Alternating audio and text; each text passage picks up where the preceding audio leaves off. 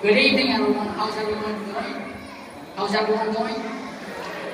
I can hear that. How's everyone doing? That's good. Well, happy Hmong New Year of the 2013-2014. Thank you, everyone, for coming. No Chungcheon. First of all, 사무처적인 제의적 비유, 제가 convey his prayer. Again, my name is Mr. Yang, and like Dr. Hansen said, I'm 6, 7, and 8. The reason I'm talking up here is the main focus this year is math.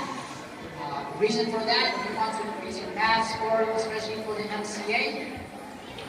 And what I want to talk about today is giving tips on how to help your child in their math and increase their math ability. As parents of our students, we encourage you to help the students at home with the math homework, and not only that, but practice on the skills of their math. It's also really important that as parents, we must provide our child with an access to a calculator.